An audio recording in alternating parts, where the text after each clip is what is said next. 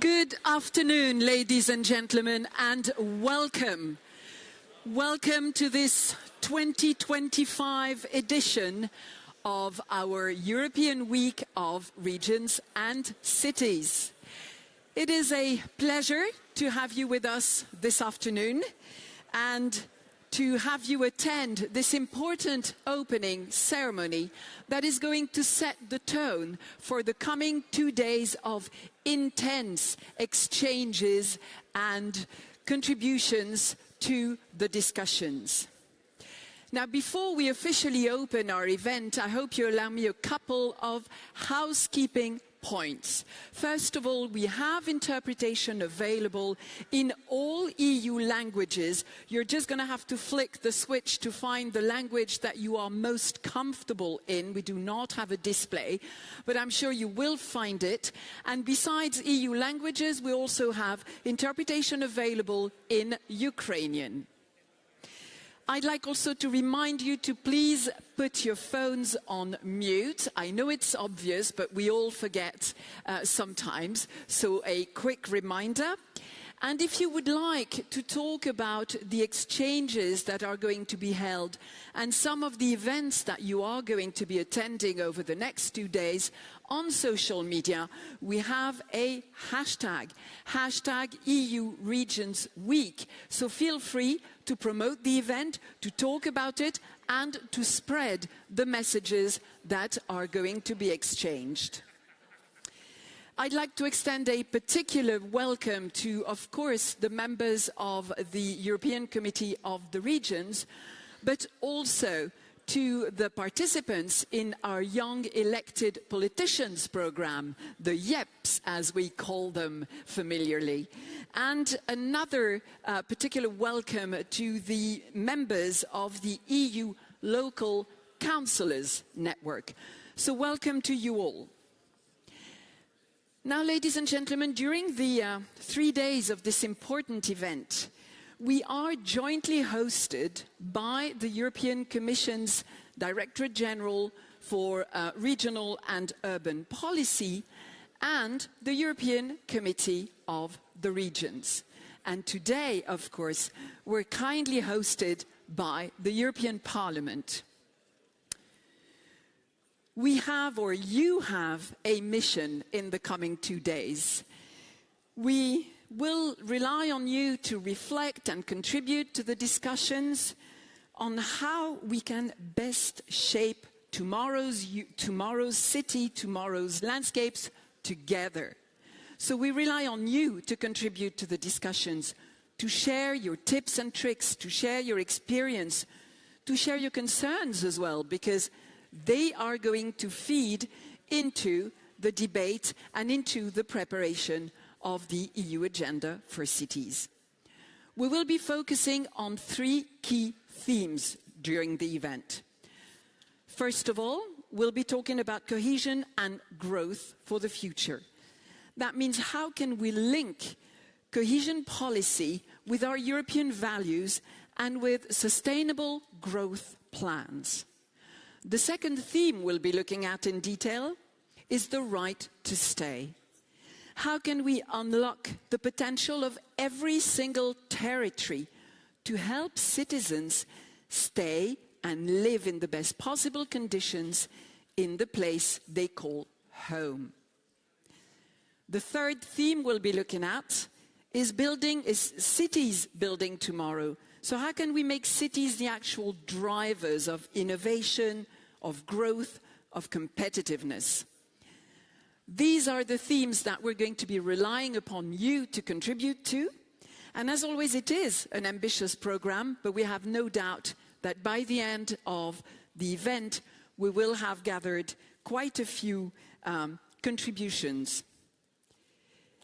We will now invite you to make the most of these opportunities, and for a start, we have a tradition to honor.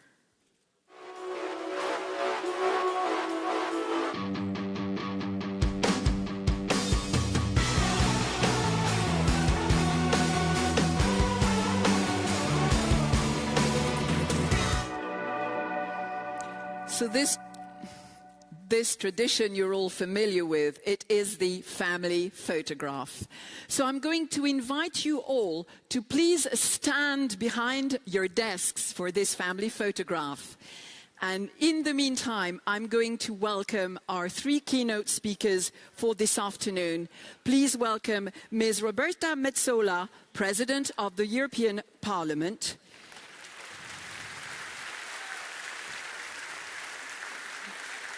Good afternoon.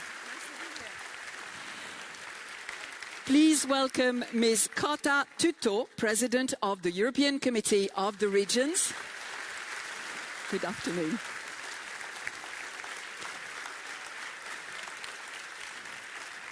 And Mr. Raffaele Fitto, Executive Vice President for Cohesion and Reform of the European Commission.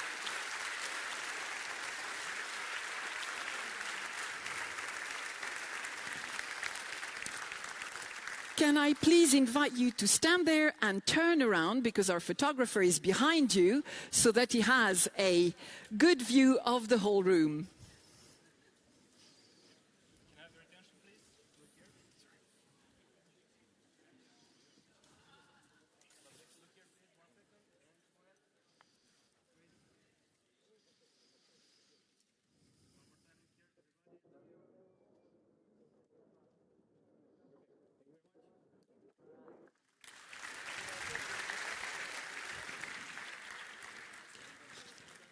Thank you very much for helping with this. I'd like now to ask President Metsola to officially open our event. Thank you very much, and good afternoon to you all. I'll first start by saluting my fellow colleagues on the tribune, so Commissioner Fitto, dear Raffaele, President Tutta, dear Kata, dear friends, dear colleagues, how fantastic it is to see you all here today. And to see, I must say, a hemicycle so full is something that makes us proud. So welcome to the European Parliament.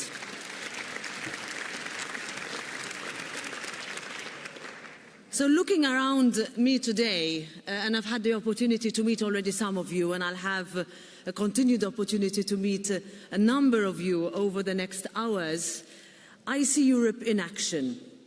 In this room, the words "shaping tomorrow together" are not just a slogan. This is what we do every day in our efforts to build a more ambitious, cohesive, local Europe, because Europe always begins at ground level in our regions. Your work and your presence here today reminds us that Europe is not Brussels. As President of this House, I have had the privilege to join members of European Parliament in visiting regions across our continent, from Braga to Gdansk, and have seen firsthand how regional policy shaped right here in this very chamber, affects people's everyday lives. I have had the privilege to meet not just citizens, but many of you and your colleagues working every single day on the ground to make Europe happen locally. And I know that any policy that does not involve our full cooperation, building on your knowledge and experience of regional and local work, will not deliver for citizens, because together Europe is always stronger. Now, I'm asked this a lot, so what's the purpose of what we do, our institutions, every day as we work day in, day out? My answer is quite often the same. The purpose of our institutions is to make the lives of our citizens a little bit easier, a little bit better, a little bit more prosperous. And cohesion policy is a monument to this mission and stands among our union's most remarkable achievements, a living expression of European unity and solidarity. It shows in practical terms how Europe comes together to ensure that every region and every citizen can share in the benefits of sustainable growth and social progress. Each renovated school, each newly established digital hub, and every clean energy project co-financed by EU funds is tangible proof that the European Union is making a real difference in people's lives. And I'm grateful to Vice President Fitto for his commitment and his leadership in this regard. Thank you, Raffaele. Grazie, I say it in Italian. Now, next question I'm asked, how do we deliver? How do we make sure that when we face our voters, election after election, we are in a position to be able to tell them that what we promised we would do, what we committed to do, we achieved, or at least we tried. In all honesty, frankness, and understanding of what they need from us. To do this, we need urgently a more competitive union. We need to simplify and cut red tape. Our Europe must be one that can support families and promise younger generations opportunity, that helps our homegrown businesses to grow and scale up. There's someone mobile. They didn't listen to your instructions, Madam Moderator. Our Europe must be one that can support families, I'll repeat, promise younger generations opportunity, that helps our homegrown businesses that we're so proud of to grow and scale up, and, important, that enables European industries to find the next big breakthrough. This Parliament is working hard to build this future. We are delivering on our simplification agenda to make life easier for businesses and boost innovation. We will take those bold decisions already this week at committee level that will drive our union forward and help make lives for businesses, families and communities across our union easier, smoother, simpler and faster, no matter whether you come from a big country or a smaller one.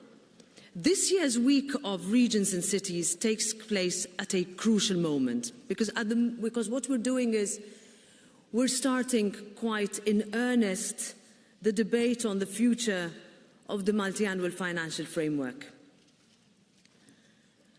Former Commissioner Hahn is here with us. You know, Johannes, if you used to think that the debate on the MFF in the past was difficult, I think we must be prepared for a much harder task ahead of us. In a good way, I mean it. Can I say that? Yeah. You shouldn't envy us at all. And we must, I believe, adopt this attitude when we approach the upcoming budget. In other words, how are we going to work together to improve people's lives? That's the question we have to answer every day. When making sure that we make a difference in tangible and concrete ways. By establishing simplified, you ask us to do this, your constituents ask us to do this, transparent implementation procedures and clear communication to strengthen efficiency, accountability and public trust in our union and its ability to deliver. Because at the end of the day, our goal must always remain to build a better Europe in every region, in every city, for every person. And as always, you can have trust that this Parliament, as the budgetary authority, will be a steadfast and reliable partner in this mission. Now, this is not an option. This is not a question of political posturing or theatre. It is a necessity for our shared future. Because simply put, cohesion policy binds us together and connects Europeans to Europe. It deepens our single market. It reduces inequality. We still have too much inequality in our union. It decreases poverty and social exclusion. We still have too many people suffering in our union. It can help territories and regions unlock their potential, attract talent, feed innovation, and ensure that people have the right to stay and build a future where they were born. Ultimately, it is more than simply an instrument. It is a cornerstone of unity and solidarity. So I close with this. I would like you to know that the Parliament stands with you in your efforts. This is what this week is all about, and that is what we work every day in this House to achieve. So enjoy your time here. I hope you get to meet as many members of the European Parliament as you can. I can tell you I have been contacted by all the Maltese representatives in this room to meet me, so I know they're doing their job, but I would like to ask you to do yours, because that is where we can align in what we are doing here and what you do every single day for our citizens across our beloved Union. Thank you very much, and I wish you a productive week.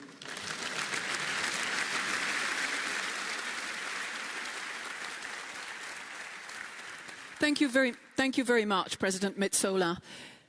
Vice President Fitto, I'd like to have your introduction and views following up. Oh, sorry, no, my mistake, absolutely. Yeah, because we've had several scenarios and I just missed the latest version. Awfully sorry. So, ladies and gentlemen, I'm now inviting you to listen to a message of welcome from the President of the European Commission, Ms. Ursula von der Leyen. Dear President Metsola, dear President Fitto, distinguished guests, thank you for the opportunity to share some thoughts with you. Your plenary session and the European Week of Regions and Cities showcase the vibrancy of European democracy. There's so much to inspire us in this week ahead. We celebrate the role of communities and hear from members of the Committee of the Regions, as well as local and regional leaders from across Europe. You are the vital link between Europe and its citizens, the heart of our communities, and the backbone of our democracies. Every day, you work to improve lives and shape the future of Europe. And I want to start with one of the biggest issues citizens across Europe face, and that is housing. For too many today, finding a home means anxiety, not hope. And this is why we have put forward the European Affordable Housing Plan. Under the plan, regions and member states will have more flexibility to build and to renovate, and more investment in affordable housing and student accommodation, which means more homes can be built faster and better. And I want to thank all of you in the Committee of the Regions for your crucial contributions. You gave us a deeper understanding of the issues our citizens are facing, so that this plan can make a real difference. Of course, every home should be part of a community, and communities need thriving regions and cities. For that, cohesion policy is our most effective tool. In our next budget, cohesion is at the heart of the new national and regional partnership plans. These will be designed and implemented in consultation with you, because you are the best placed to choose which investments make sense for your citizens, whether in housing, water resilience, or energy, be it in education, healthcare, or transport. Cohesion will still be guided by the same principles as before: multi-level and based on shared governance and partnership. The next MFF will also ring-fence €218 billion for less developed regions, because we want to ensure that every cent of funding reaches the areas that need it most. There will also be a new performance structure to link investment with reforms. Cohesion helps us to build and sustain thriving communities in each member state, because everyone has a right to stay in the place they call home. In recent months, some of Europe's communities saw the direct and devastating impact of climate change. This summer saw the worst wildfire season we have experienced. And Europe responded with rescEU and our civil protection mechanism. over 670 pre-positioned firefighters were on the ground to support local efforts. And our fleet of planes and helicopters flew missions around the clock. But we also saw the power of local and regional governments in action, rescuing citizens, protecting homes and environments, demonstrations of strong local leadership.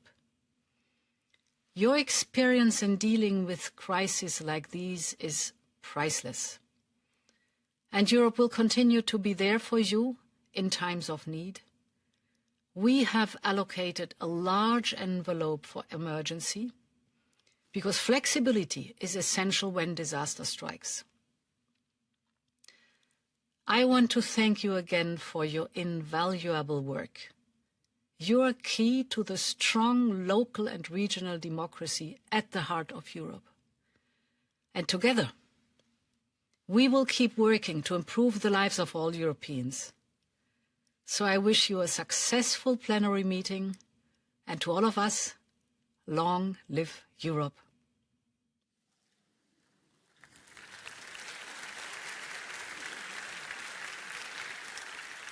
Thank you, President von der Leyen. So this time, Vice President Fitto, please.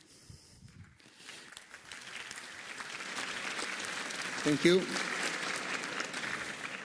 Ladies and gentlemen, President Metsola, dear Roberta, President Fitto, dear Kata, it is a pleasure to welcome you all to the 23rd European Week of Regions and Cities. I have been participating at the event many times before, in my previous roles, including as President of my region and a member of the European Parliament. But today, I am very glad to be here as Executive Vice President for Cohesion and Reforms. As you know, as Executive Vice President for Cohesion and Reforms, I am also responsible for coordinating agriculture, transport, tourism, fisheries and the blue economy. The Commission's goal is to create interconnections and synergies between policies. Having a common horizontal approach is important in order to address the challenges of today and tomorrow in a more coordinated way. You, as the governors of regions, mayors, local representatives at every level, know very well the importance of coordinating all of these policies. This European Week of Regions and Cities is an important opportunity to hear your voices, those of regional presidents, mayors and local administrators, who live the breathe cohesion policy and on a daily basis. It is a valuable opportunity to discuss regional and urban development, tackle new challenges and priorities together, promote cooperation and foster the search for innovative solutions. These years, in particular, this event takes on even greater significance. On the one hand, it convenes with the entry into force of the mid-term review of cohesion policy, which provides an opportunity to update current programmes in light of new European priorities. In the other hand, it comes at the very heart of this discussion on the new multi-annual financial framework and the future strategies we intend to implement. In this context, your point of view is essential for developing policies that are truly in line with the needs of our citizens. During my meetings and discussions with you, with the ministers and with members of the European Parliament, I heard the same messages. Europe needs cohesion policy. It must continue to provide tailored solutions to each region, each city. At the same time, challenges and needs are evolving rapidly. To have an effective cohesion policy, we modernized it, because the current cohesion programmes were discussed between 2019 and 2021 and signed in 2022. Their implementation of the programmes is only beginning in 2024-2025. But since 2022, the world has changed dramatically. This is why the Commission proposed the mid-term review of cohesion policy. The regulation promotes incentives and flexibilities for 5 new priorities, while also speeding up implementation through simplification. Our regulation focuses on 5 priorities goals: competitiveness, energy transition, affordable housing, water resilience, and defence. Specific incentives are also provided to eastern border regions, which face the dual challenge of increasing security and relaunching their economies. These are not only urgent needs, they are long-term strategic European priorities. The mid-term review package is now adopted and has already entered into force. On top of that, we are also working on several important initiatives that further reflect your interest and priorities. First, the EU Agenda for Cities. 75% of EU citizens live in cities. This means overpopulation, mobility challenges, housing issues. Cities are also providing jobs, supporting competitiveness and growth. Cities are key partners in Europe's goals, and with the ambitious EU Agenda for Cities, which we intend to approve by the end of this year, we will enhance their role and give them a stronger voice in EU policies. Second, Pact for the Eastern Border Regions. I have already visited all member states bordering aggressor countries. I have not only been to the capitals, but also travelled to the borders, speaking with the local authorities and citizens and seeing their challenges myself. Eastern border regions bear heavy consequences of the war with respect to security, hybrid threats and the declining economy. Eastern border regions are not only member states' borders, they are Europe's borders, and Europe will support them. Third, the outermost regions. I visited La Réunion and also Mayotte after Cyclone Chido. I was deeply moved by the resilience the citizens showed. The Commission will continue to stand by the side of outermost regions and remain committed to supporting them. We will revisit and update the strategy for the outermost regions to align it with the emerging priorities and the current geopolitical context. Fourth, islands and coastal communities. They are essential to the social and economic fabric of our regions, but their needs are complex, including connectivity gaps, the provision of services, and the vulnerabilities linked to sustainability. To better support islands and coastal communities and their unique challenges, as already indicated in the Oceans Pact, the Commission will take a new strategic approach at these territories. Fifth, the right to stay. The right to stay is very important to me. The right of every European to live and grow in the place they call home.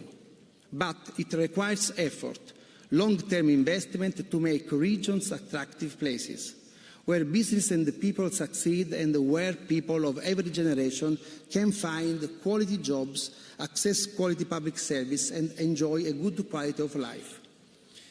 To achieve these goals and to build a stronger, more competitive European Union, the Commission proposed a simpler, more flexible MFF. We are well aware of the discussion currently taking place on the proposal. The aim is to make the next MFF more flexible, capable of adapting to different solutions, and at the same time simpler, so that it can respond more quickly to emerging needs.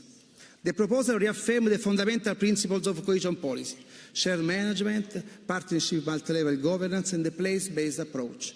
There is a clear focus on cohesion, more than 450 billion euros for cohesion policy, rural development, and the fisheries communities. National and regional partnership plans enable us to address synergies between instruments and will be defined through ongoing constructive dialogue with the local authorities. Importantly, we keep the 3 categories of regions: less developed, in transition, and more developed, and ensure resources for all. Less developed regions will continue to benefit from strong investment funding, with at least 218 billion euro guaranteed. The role of regions is laid down in the MFF proposal. You will continue to play a crucial role in the delivery and the design of policies actions. Regions will continue to prepare and design their policy actions, discussing directly with the Commission, this is very important to me, and implementing the policy. There is still a long road ahead of us to agree on the future budget. The Commission will continue to discuss with the European institutions. I thank President Metsola. I'm sure that the work with the European Parliament will be fruitful and constructive. Ladies and gentlemen, the spirit of shared management and partnership is very important to me. I firmly believe they are the key to cohesion policy success and the key to modernizing and shaping cohesion policy's future. In such a fast-changing world, cohesion cannot remain the same. It is our common responsibility to adapt and to make the best use of European resources. The motto of the week sets our agenda. We are shaping tomorrow together. We are here to shape the future. Throughout the next 2 days, we have many important sessions and occasions to meet and discuss issues that matter most to us. We are a team, the team of cohesion, as President Fitto said at the very first time we met at the plenary of Committee of Regions in February. We are here together. The Committee of Regions, the Commission and you representing many European regions. We need all of you, your experiences, your example, your expertise. I'm looking forward to closely working with you in the coming months and years ahead. Thank you very much.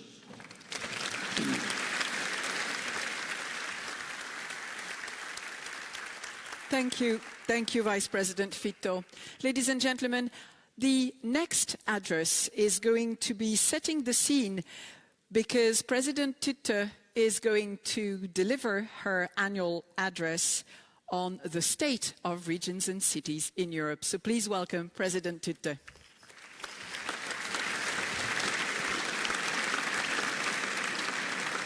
Thank you very much, dear President Roberta Metsola, dear Executive Vice President Raffaele Fitto, dear guests, dear members, dear fellow crisis and change managers, welcome to the Week of Cities and Regions. Today we present our annual report on the state of cities and regions. What is this? This is a zooming in practice. We zoom in to see where we are, how we are really doing, because only after that can we set a direction. The report shows to the pain and pressure points of our people and our territories, but it's not only about the pain and suffering. It also recognizes the ambition, the leadership, the creativity and the innovation capacity that lies in the local level. And I'm paraphrasing Schopenhauer here. Because the true genius is not only to discover something new, but to have to think something that nobody has ever thought before about the things we all see. And we all see very similar things. And we know how to get a good idea. The path to it is to have many ideas. And here in this report, if you zoom in, you will have many ideas. You might ask that why are we zooming in now when there's so much mess out there? And we zoom in because of that. Because the world is more chaotic than ever in my or our lifetime. And most of Europe's attention is drawn to the borders and beyond the borders. But here we are, local leaders, councillors, mayors, presidents of regions, and our duty is to focus our attention within. Because we are the ones who have to tend to the social, to the territorial and economic fabric of the Union. It is true, it's always true that the Union has to be strengthened from the outside. But it is also true that it has to stay strong from the inside, and this is our responsibility. Looking inside is never easy. We know this from our personal lives. Why isn't it easy to look inside? Because whatever you find there, mess, disorder, pain, and suffering, whatever you find inside, it's clearly your responsibility. And when you see it, you have to do something about it. We are here, we agree that we have to stay together. But to stay together, that will need all of our attention, all of our empathy, and all of our endurance in these times of acceleration and fragmentation. We talk a lot about subsidiarity here. But what is subsidiarity? It's not just about who gets the money. It is first and foremost about sharing responsibility, about distributing agency and the energy to act. And it does not begin at the EU level and end at national state level. In Europe, subsidiarity is rooted in the individual, and it grows from the person outwards. It comes from the person, goes to the family, goes to the city, goes to the state, goes to the union. But between these levels, there is always a dynamic tension, a constant negotiation on who is doing what, who decides, who carries the weight, and who have the resources. And this flow of power, of trust, and responsibility cannot go in only one direction. But this is what we see today, a constant pull coming from the constant state of emergency. And we know that all levels have to carry duties, but they all need the means. And subsidiarity, properly understood, it means that everyone, from the person to the union, has not just the voice, but the energy to act. My past few months was really intense. I visited a different region every week. And just a few days ago, I came back from Dublin. And whenever I travel, I want to connect. And not just through meetings and briefings, but you who know me, I connect through stories. And preparing for Dublin, I turned to one of the masterpieces of European literature. It is the Ulysses from James Joyce. The novel is about an ordinary day in Dublin of the main character, Leopold Bloom, Hungarian origin. And throughout an ordinary day, the whole world unfolds. And there's a very interesting thought from Joyce. He said, that was my guiding mythology in Dublin. He said that if I can get to the heart of Dublin, I can get to the heart of all of the cities in the world. Which means if you knew your place, if you really truly get to know your place, you can connect to whole of you humanity. And that is, for me, the essence of Europe. Because Europe's greatness lies not just in the scales, it lies in the depths of consciousness. And Europe's soul, we are always soul searching, is in the translation. In the translation between languages, in the translation between our cultures, it's in the translation between our truths. And it needs a lot of compassion, a lot of empathy to find common meeting. And in the Committee of the Regions, we are a complementary institution to other European bodies because we seek the universal in the local, and we translate back the universal to the local. We give concrete form to universal values like dignity, justice, sustainability, and trust. How do we do that? We keep our promises. We build a covered bus stop in the suburb. We invest in high-tech schools in rural areas. We build social housing that are not just both affordable, but they are beautiful. We make our cities walkable. We invest in care, in nurseries and elderly care. We provide healthy school meals. We plant flowers, bring music and art to difficult neighborhoods. We install solar panels on libraries, collect rainwater. These are local manifestations of dignity, of justice, and sustainability. Because in this age of acceleration, Europe needs this capacity to perceive meaning in the everyday. Because the holiness of the ordinary is where politics becomes human again. I have to talk also about security, and we don't have time to unfold all the local dimensions of security, so I chose one: energy. Energy crisis has been shaping our everydays in the past years, but there is a dual energy crisis. One we all know. It manifests in high energy bills, in CO2 emissions, in grid congestions, in blackouts. But there is another energy crisis. It is the social energy crisis.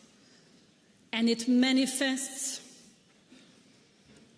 in polarization, in growing distrust towards the institutions, in disconnection, in apathy, and in the weakening of democracy.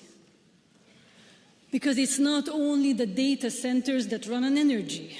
Democracy, too, runs on energy, energy of trust, of participation, and shared purpose.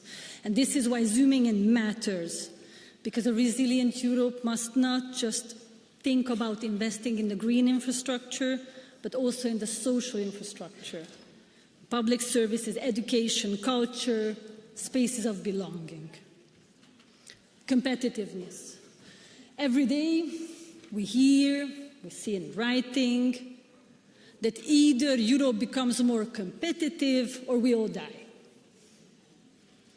And maybe this is a profound truth. But what we learned from quantum physics is that maybe the opposite of a correct statement is a false statement. But the opposite of a profound truth is maybe another profound truth. And here I will tell a joke, maybe I shouldn't, but I will, because if nothing else stays with you, this joke will stay. Because this joke comes from behind time and space, the Iron Curtain. The Central Committee of the Soviet Union has a debate on the future of money. Should money stay or should it go? Parts of the Central Committee say money has to stay, it's a very important tool for stability, while others in the Central Committee say no, no, no, money is the symbol of the bourgeoisie, tool of oppression, it has to go. They look at the head of the Central Committee, what should we do? You both have truths. So in the future, there will both be money and there will be not. Genius. But how should we imagine this in practicality? Very simple. Some will have money, others will not have money. If we divert money from cohesion policy that today supports all European regions in local innovation, in local competitiveness, and divert this money to the gigafactories, some will have competitiveness, others won't. And with this arrive I arrived to cohesion policy. This is our main pain point, but I was really happy to hear that everybody knows how important cohesion policy is, because it is the most concrete, most decentralized and long-term stabilizing tool of the European Union. It is not a charity fund. It is an investment tool. It keeps the single market functioning by investing in infrastructure, in innovation and people. This is the policy that helps us keep Europe strong from the inside. It binds us together not just by values, but through shared investments in each other's future. It is Europe's resilience strategy. And with the new budget proposal, there is a threat of nationalization, of defunding, disconnecting it from Brussels, forcing regions and farmers into a hunger game for less funds. But you have the power here. That power comes from the responsibility you take and comes from the trust you hold by your citizens. It is time to step up for cohesion policy. Thank you very much.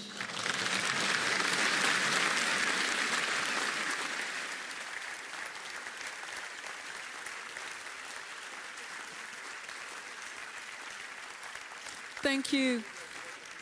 Thank you very much, President Fitto. I'd like, ladies and gentlemen, to thank once again our three opening speakers for joining us this afternoon. Please.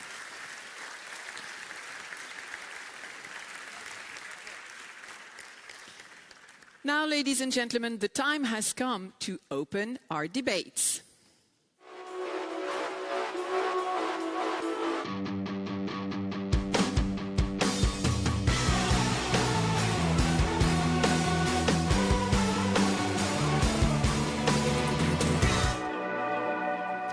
And our debates will focus, of course, on the three key themes that underscore this whole event.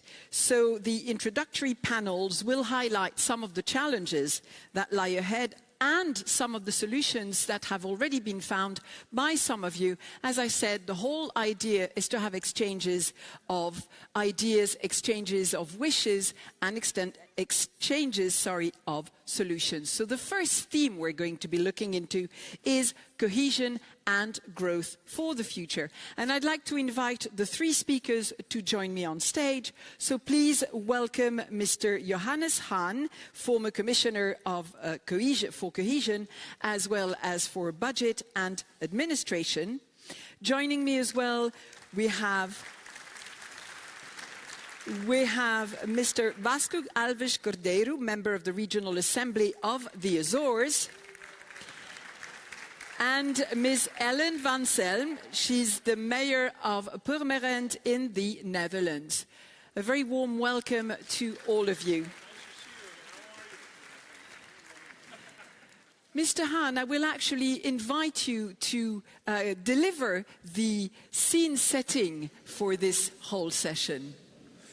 Yeah, thank you very much, and thank you, colleagues. Dear President, dear Raffaele, thank you first of all for the invitation, offering me the opportunity of a kind of coming home. I think it was first time in this event in 2010 as a newly appointed Commissioner for Regional Policy.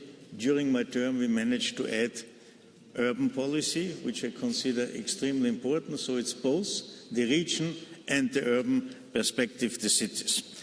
I would like to put what we are discussing today in a broader context, to see the interdependency between the region, the local level, but also the European and, if you like, the global level, to see how it fits together. There are actually two reasons why a state, a region, is a global player. Either it's the military strength, or it's the economic power. I think we agree, at least at this stage, that the military power is not yet there, but the economic power is there. And Europe is still a global economic power, but we have to admit with a risk to lose its ranking and standing.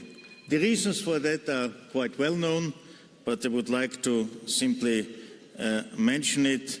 First, it's what we discussed in the past, but even more rightly so in the present, deindustrialization because of high production costs, energy, also wages compared to other places in the world, bureaucracy, and, of course, we should never forget, letter report, uncompleted single market with a lot of formal and informal barriers.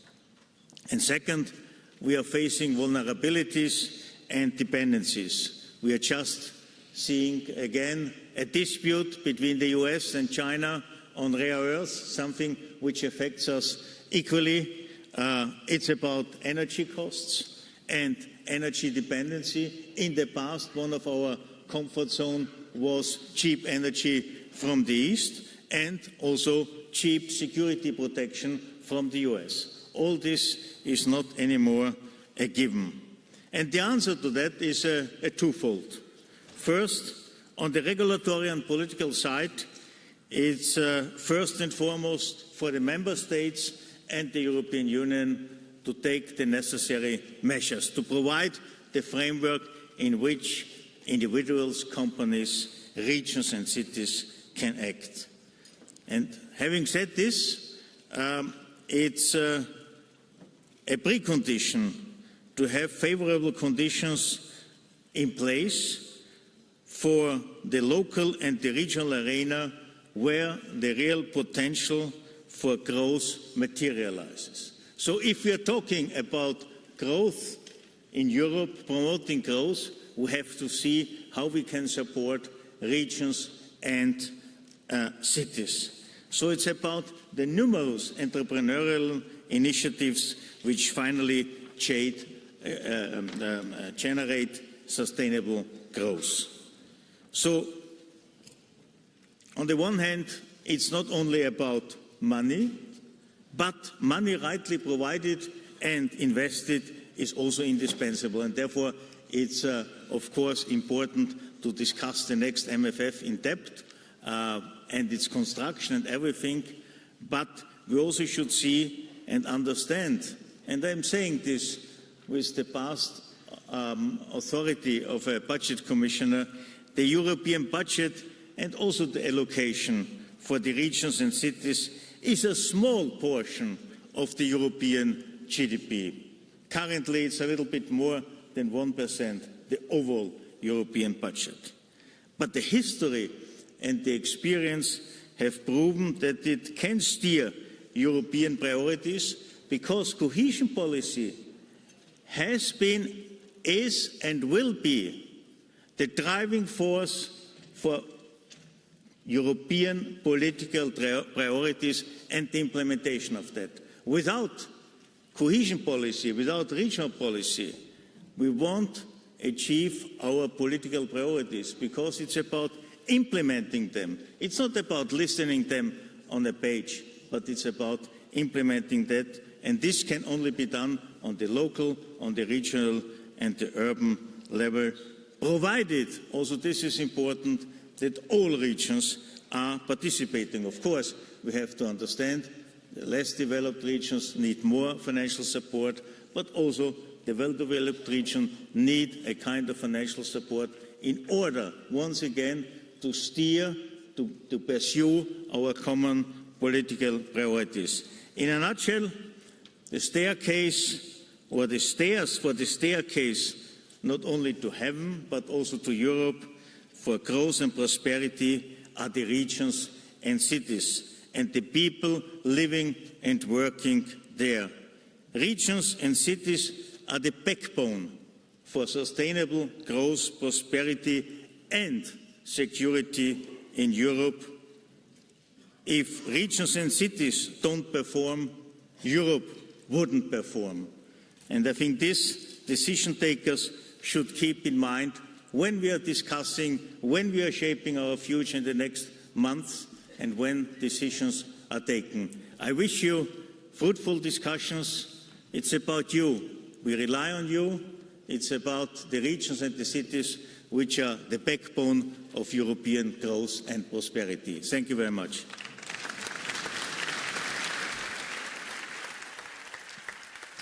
Thank you very much, Mr. Hahn. And I will come back to you at the end of this session to comment on what we're going to hear now. But first, I'd like to turn to you, Mr. Alves Cordeiro.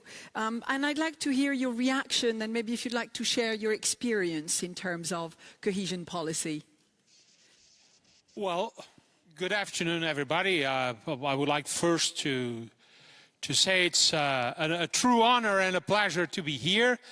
I would like to praise Vice President Fitto for staying here with us. I think it's important that we have the chance to convey to you the way we feel about these issues. This panel addresses one of the key issues that is at stake in the debate about the next MFF.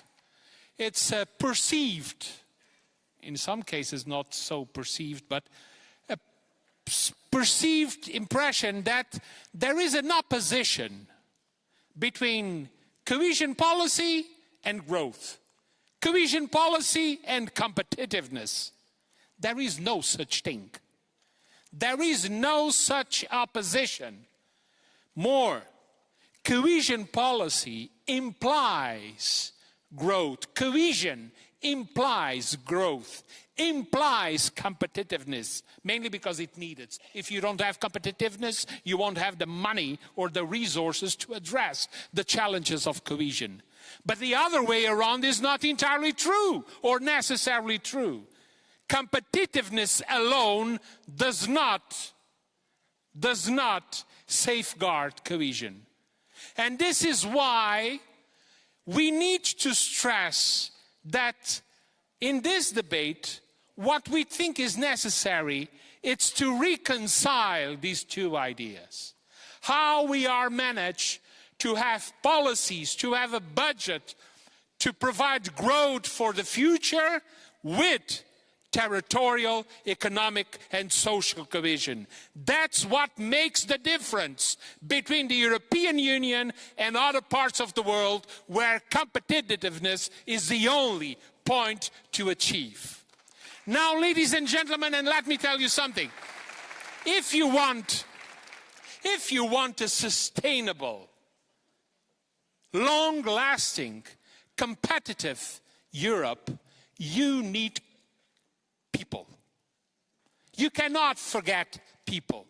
You cannot forget local and regional communities, because that's where you can get the fundamental to achieve the willingness, to achieve the innovation, to achieve the things necessary to make our economy and our society competitive worldwide.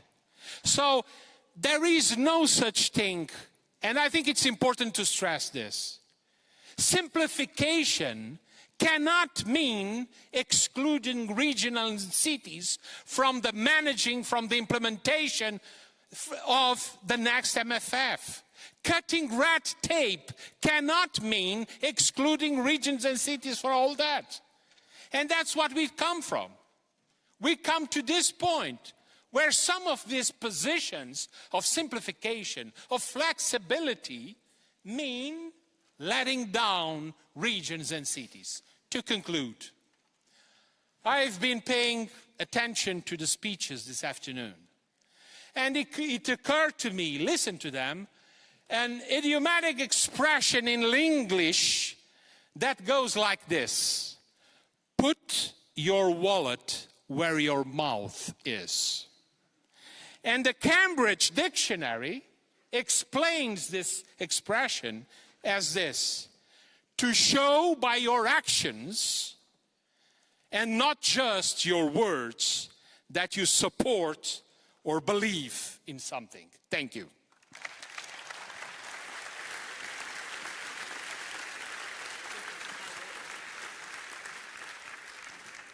Thank you very much. Ms. Van Selm, in your experience as a mayor, how do you feel about what we've heard or about what we've heard before?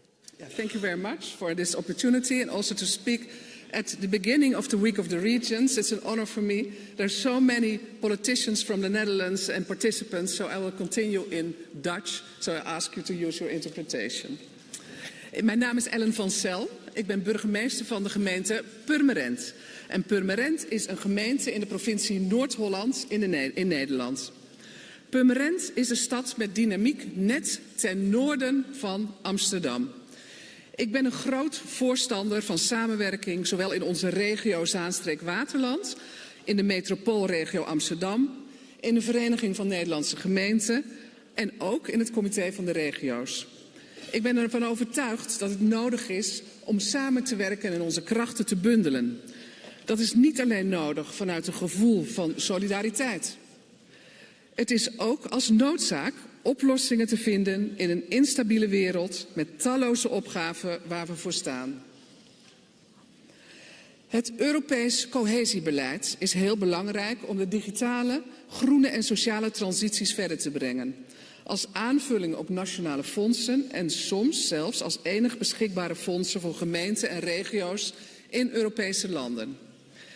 Cohesieprogramma's hebben directe invloed op leefbaarheid, economische ontwikkeling en groei.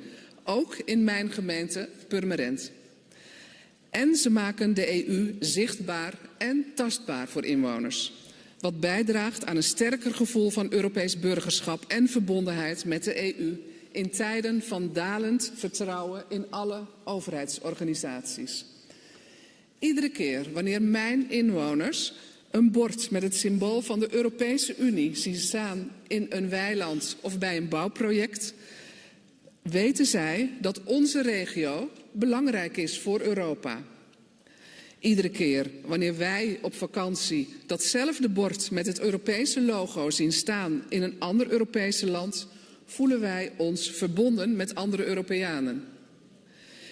In mijn eigen gemeente Purmerend maken wij actief gebruik van het Europees Sociaal Fonds om mensen met afstand tot de arbeidsmarkt intensiever naar werk te begeleiden, via reïntegratie, dienstverlening en extra begeleiding van leerlingen in het praktijkonderwijs.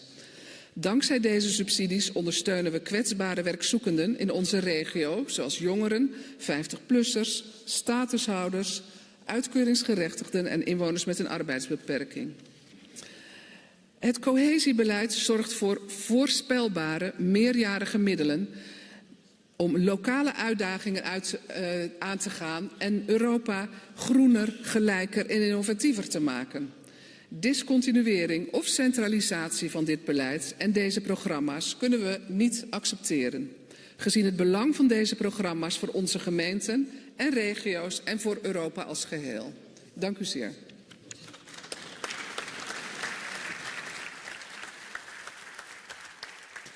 Thank you very much, Ms. Van Selm. I now would like to invite reactions from two members of the Committee of the Regions from the floor. So I'd like to turn first to Ms. Tanja Hristova. She's the Mayor of Gabrovo. Please. You can stay there and stand so that we make sure. Okay. So, dear Commissioner Fitto, dear Commissioner Hahn, dear colleagues, dear President Tutto, it's really great honor to be part of this discussion.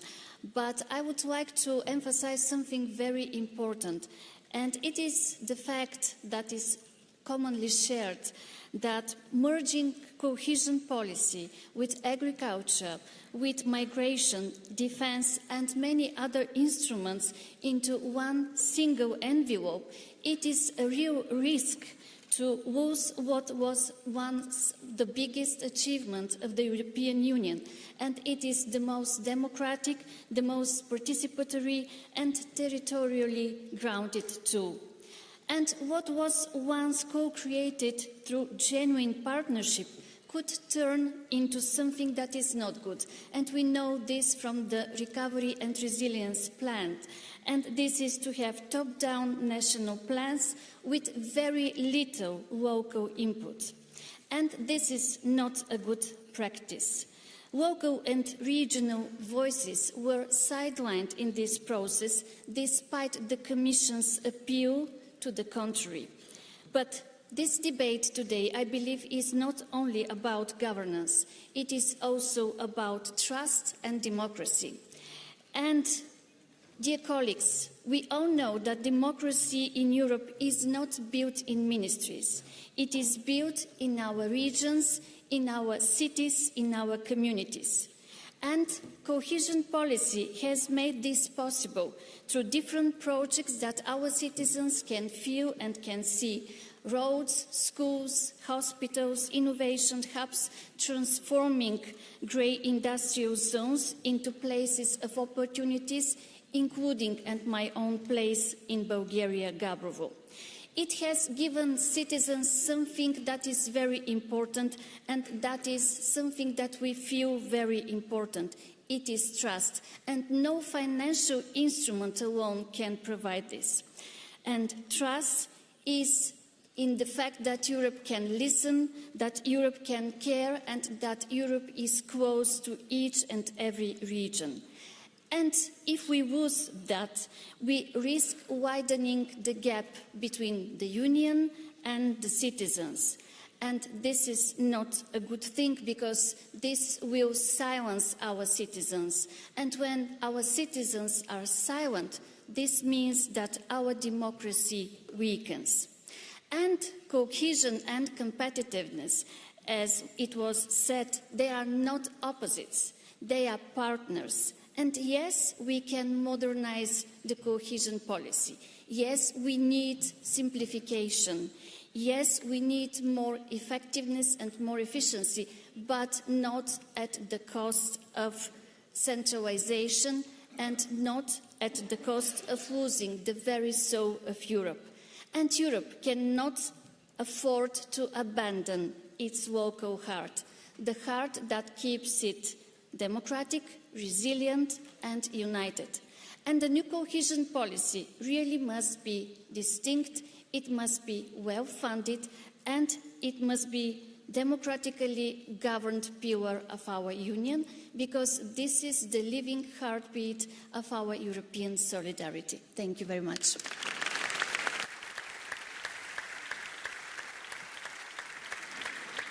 Thank you. I'd like now to give the floor to Mr. Juraj Dobra. He's the chairman of the Bratislava Autonomous Region. Dear colleagues, dear participants, cohesion policy is a tool for growth, a tool for regional competitiveness, and a tool which creates opportunities in every European region.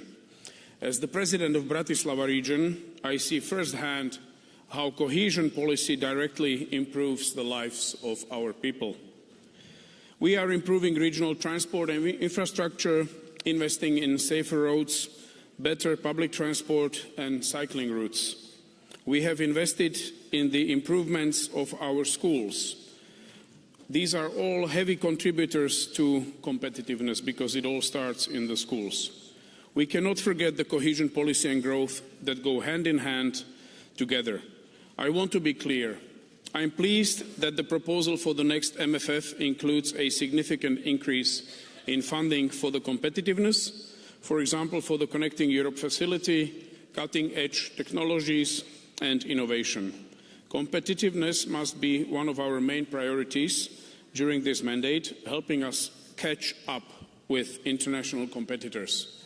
Unfortunately, I had to use the verb catch up, because we lost our edge in several areas. It's time to become smarter, to become more efficient, and also to work harder. The times have been too good for too long, and now we are paying the price. But the increase in funding for competitiveness should not come at the expense of cohesion policy, which has been one of the EU's main tools to increase regional competitiveness. It is essential that during the MFF negotiations, funding for the national and regional partnership plans is not further reduced. Cohesion policy must remain strong.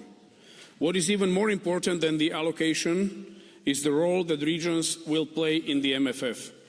It is very awkward to us that in the current proposal, the plans are negotiated between Member States and the Commission, shifting decision-making power from the regions to central governments. Is this something that we really need? Is this something that's going to make the European Union better? Let's think about that. Strengthening the partnership principle is absolutely crucial, so that regions can contribute to the EU's competitiveness as equal partners. To conclude, cohesion policy has been an essential tool for regions to increase their competitiveness, including our Bratislava region, and it will continue to be so as long as regions remain in charge of the spending decisions that mostly affect them. Remember what history teaches us. The closer to people the decisions are being made, the smarter and more efficient they are. And I think efficiency is the main ingredient of competitiveness. Let us, the European Union, become the winners again. And we can become the winners through giving trust to the local and regional authorities.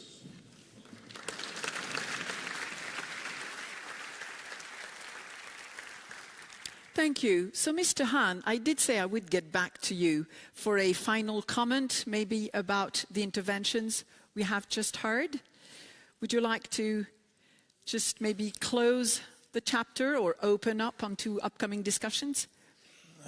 I mean, it's too early to close something, but I think it's opening the debate, and thank you for all these contributions. I mean, I'm more in an observing position, but I think what is important is to recall cohesion policy has constantly to evolve and to adapt to the new challenges. In that respect, I think it was a very smart and wise move of Raffaele Fitto and his team to focus on a few priorities, because we all, if I may include myself to the Friends of Cohesion, have to demonstrate to the European taxpayers that we are well investing European taxpayers' money, creating an European added value. And I think the President has rightly referred to the policy as investment policy. I was pushing for this notion already during my term in office, because to invest means to look carefully in a certain project. Is this viable? Is it bankable? Can it create something additionally? And in that respect, of course, we are not at the end of the debate concerning the next MFF and the final allocation to cohesion, but we should also already today keep in mind that with an even increased use of financial instruments, we can leverage the money being finally available. And using financial instruments is, so to say, the answer to the investment philosophy, meaning if I have to repay to a certain extent, I have to look how sustainable a certain project is. But not everything can be financed with loans. Others have to be financed with subsidies. And the right combination is decisive. But again, I think it's important to identify those areas where we can indeed, also at the local level, create an European added value. I know my time is running out, but I would give you one concrete example. We are talking a lot about renewable energy production. If we are able to further increase renewable energy production, we can certainly reduce the necessity to import fossil energy. And to reduce this means also to increase our political independence in a global debate.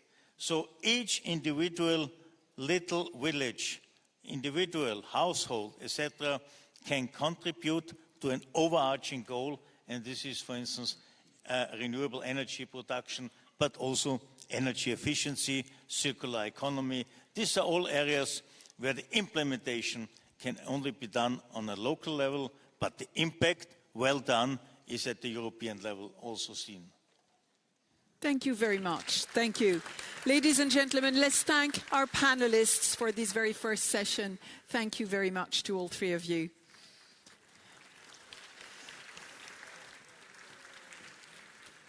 We will now open our second short discussion, scene-setting discussion, this time on the theme of the right to stay. As has been said before, it is really related to how we can unlock the potential of every territory to allow people to stay and live at home. And to do so, I'd like to invite the speakers for this new panel. So please welcome Professor Ron Boschma. He's Professor in Regional Economics at Utrecht University. And we have joining us as well Mr. Emil Bock. He is the mayor of Cluj-Napoca. And Ms. Heike Raab, she is the State Secretary of the Rhineland-Palatinate State Government. So welcome to all three of you. And Professor Boschma, I'm actually going to give you the floor first, if you'd like to give us or paint the picture, paint the backdrop to this discussion. Thank you. Thank you. Good afternoon to everybody. Thanks for the invitation. I'm very honored and very excited to be here. Very happy to be part of this session, which I think touches upon a very crucial theme that we are all very much interested in, and that is the right to stay, unlocking the potential of every territory. And I think it's important to underline that we talk about every territory and we don't exclude any of those. Although territories face very different challenges. For example, in the more developed regions, we have the key problem that there is a lack of affordable housing, and that's why it will be hard for newcomers to enter the housing market and the local labor market. In less developed regions, as we all know, they face challenges in terms of depopulation and brain drain. Due to the limited amount of time that I have available, my intervention will focus on one particular part of this very broad and big theme, and that is to increase local economic opportunities to encourage people to stay rather than move away. It builds very much on a lot of scientific work with colleagues all around the world, also in close collaboration with the European Commission, which concerns smart specialization policy. Smart specialization policy, as many of you know, is trying to promote a place-based policy in every region in the European Union.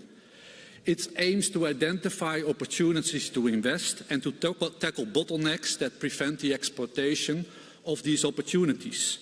And then it focuses on very tailor-made solutions to very specific regional and local challenges. This necessitates a need to identify capabilities in territories that can be used and exploited to move regions into new directions and to increase their competitiveness. It builds on hundreds of empirical studies that have demonstrated that new activities do not start from scratch. They build on existing capabilities like knowledge and skills that is embodied in people and organization that are present in a region. Now, why is this important? It reminds us of the fact that regions have to make choices. They cannot just diversify or innovate in any direction.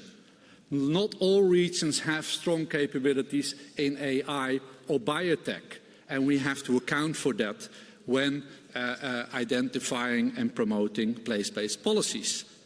Now, the great news is that all regions in the European Union have some opportunities in some activities.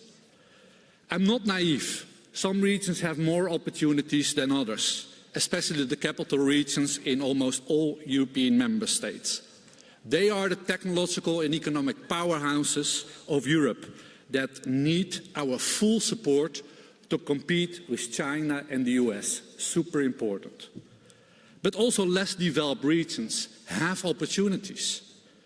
A recent study that I was involved myself shows that less developed regions in Europe have many opportunities in green activities, which makes them very well positioned to contribute to the green transition.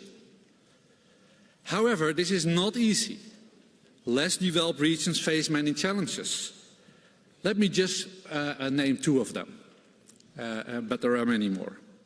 It's crucial for less developed regions to connect to other regions, to give them access to capabilities they need to move into new directions.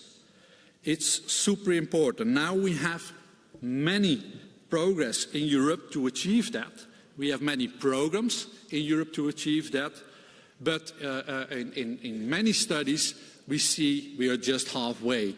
There is so much untapped potential in Europe that we are not exploiting through interregional linkages. Most linkages are inside our regions or are inside national borders, but hardly cross international borders where most of the complementarity capabilities are available. So this is a real missed opportunity that we have to tackle. Another important issue for less developed regions to tackle is that some less developed regions suffer from low quality of government. There has been enormous work on that by my LSE colleague Andrés Rodríguez Pous that has demonstrated that over and over again. Smart specialization policy has been able to make some improvements in institution building in that respect, but this still remains a key challenge in many regions. In other words, such a place-based policy with a clear focus on opportunities and exploiting untapped potentials has the potential to contribute to the right to stay principle. It would unlock the potential of every territory, including less developed regions. We need to follow, in that sense, a place-based approach because challenges, opportunities, but also bottlenecks are often very region-specific. Now, a final word is, yes, the right to stay is a very important principle, but the right to move as well. And I would like also to underline it, and as we all know, it's a key pillar of the European Union, the right to move. And it has brought also a lot of benefits. Just to name a few, it has contributed to the economic well-being of many more developed regions because they rely heavily on attracting talents from elsewhere. I'm from the Netherlands, and you all know the high-tech company ASML, one of our European champions, and they could never survive, they could never be successful without attracting talents from everywhere in the world. Another reason why the right to move is also very important, as we all know, is that it has provided many opportunities for young and highly educated people in less developed regions to get access to high-quality jobs in more developed regions in the European Union. Okay, that's it. Thank you for your attention and enjoy this wonderful week, European Week of Cities and Regions.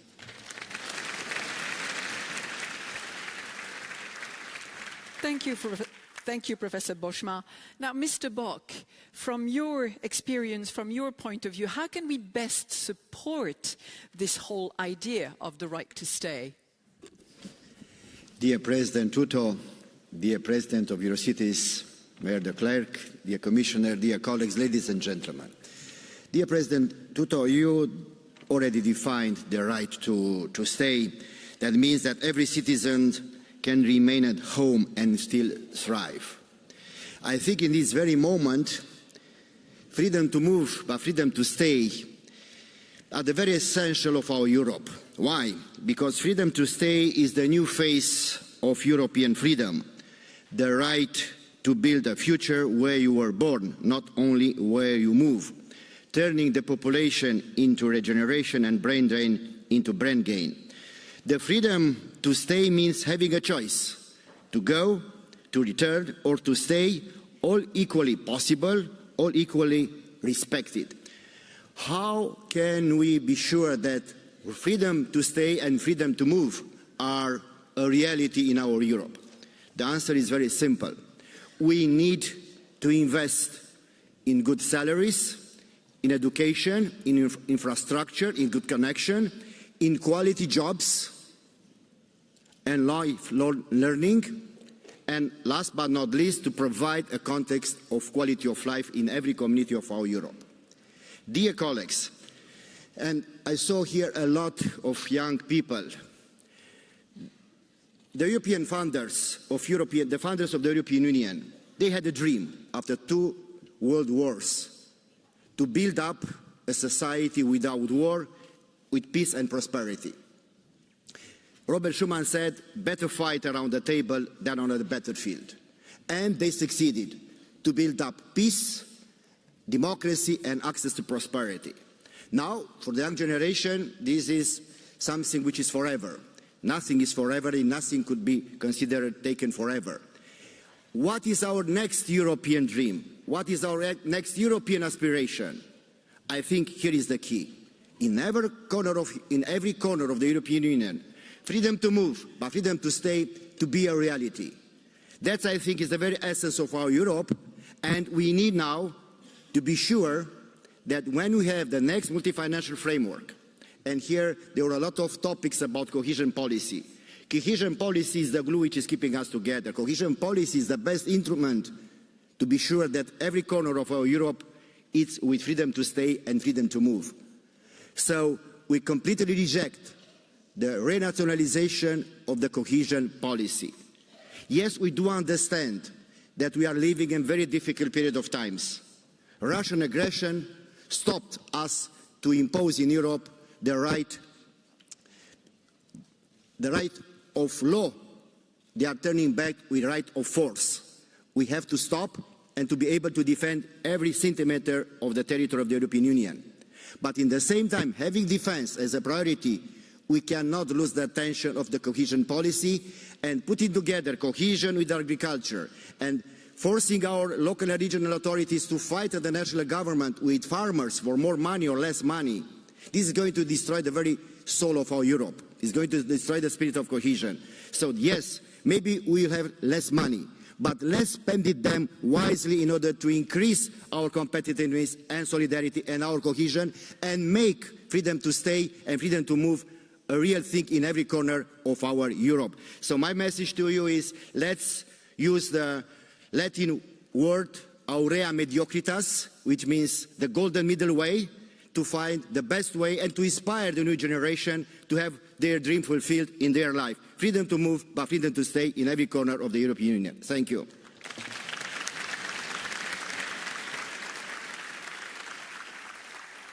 Thank you, Mr. Bach. Ms. Raab, is your approach, your view, pretty similar to what we have just heard? Thank you, dear Florence, dear Kata Tütte, and dear Commissioner Johannes Hahn. Liebe Kolleginnen und Kollegen, wenn wir heute über das Recht zu bleiben sprechen, dann sprechen wir ganz besonders über Menschen. Dann sprechen wir über Frauen und Männer, über Jüngere und Ältere, und dann sprechen wir über Menschen, egal ob sie in einer Kleinstadt leben, ob sie auf einer Insel in Europa leben oder ob sie vielleicht in einem abgelegenen Bergdorf leben. Und wir sprechen, wenn wir über das Recht zu bleiben sprechen, auch über den Wunsch vieler Kommunen, vieler Regionen, vieler Städte, den Wunsch, dass die Menschen auch vor Ort bleiben. Und das ist zugleich auch eine Anforderung an uns, wenn wir hier im Ausschuss der Regionen in dieser Woche der Regionen sprechen.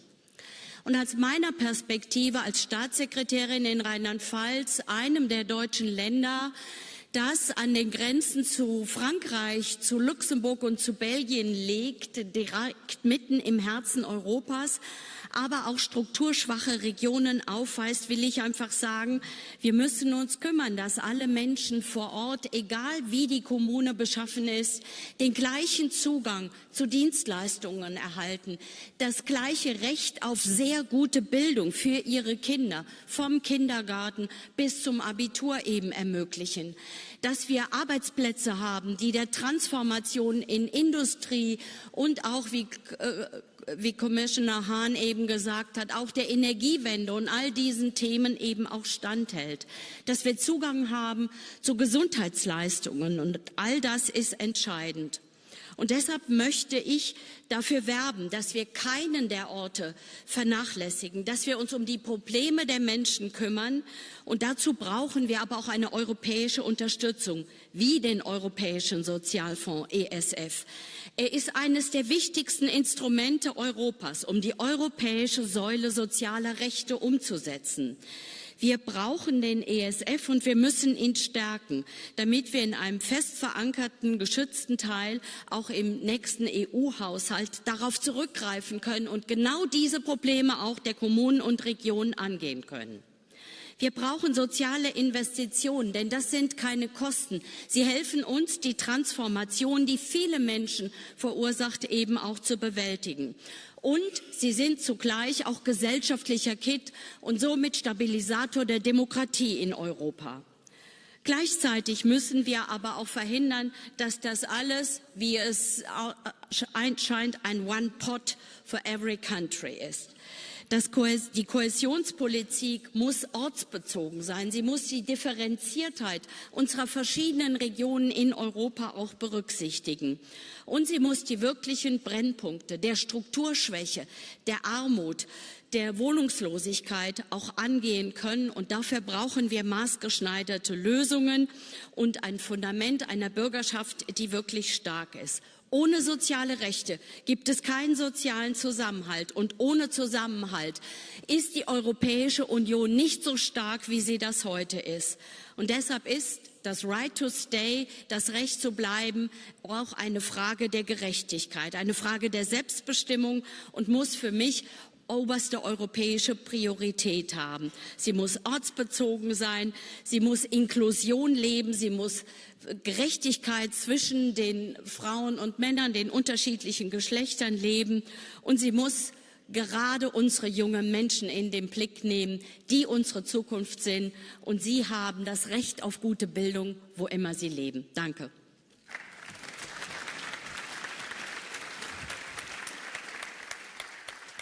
Thank you very much, Ms. Raab. Now, I'd like to invite two reactions, or three reactions actually, from the floor, and I'd like to first turn to Ms. Carina Mikkelson. You can actually stay there if you'd like. Oh, yes, sorry. So I know I have another speaker afterwards. Please. Dear President Toto, dear audience, dear colleagues. I was active to take the microphone as I want to draw our attention to one important element, to the title, Right to Stay. Europe was never about staying still. It was built on the freedom to live and work. Whenever people can build a good life. And that freedom only matters when every town and region offers real opportunities. In my municipality, Ādaži, in Latvia, we used to see many young people leave. For example, me. That had right to go, and they took it. But today people are returning. Families are moving in, businesses are growing. Why? Because we focused not on not to staying or leaving, but on the right for a qualitative life. Good schools, digital connections, clean nature, green, and trust in local government. That is what gives people a freedom to choose, to live and work where they feel belonging. So I want to challenge all of us, all community of the regions and other EU decision makers to move the debate away from this so-called right to stay. Let's talk about creating communities where people want to stay, and just as importantly, where they are free to come. Europe's strength lies on the freedom in giving every place the capacity to offer opportunity, dignity, and connection. That is how we build Europe, that people don't just have the right to live in, but they desire to live in and desire to join. Thank you.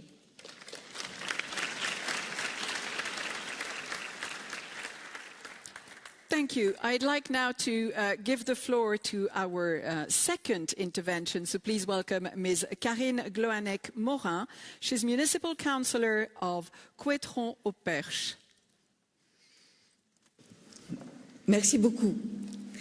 Madame la Présidente, cher Tuto, Monsieur le Vice-président, Chers collègues, mesdames, messieurs, je suis très heureuse vraiment de pouvoir prendre la parole au nom de ma toute petite commune de 1000 habitants pour lequel je représente ici aussi la France, évidemment, avec mes collègues français.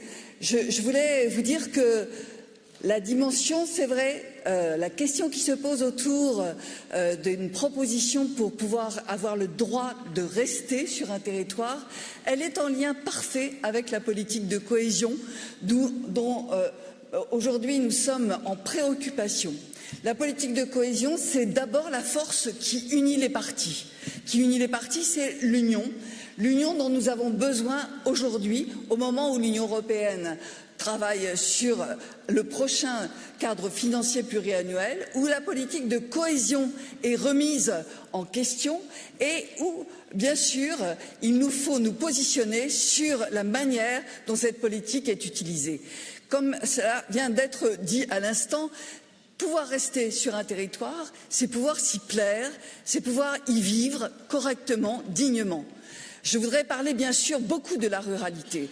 Bien sûr, le commissaire Hahn tout à l'heure a rappelé que la politique de cohésion, elle accompagne bien sûr les territoires non développés, mais aussi les territoires développés. Il a raison. Et d'ailleurs, les régions, j'en parlerai tout à l'heure, ont toute leur utilité aussi dans cette mise en place et cette consommation de la politique de cohésion.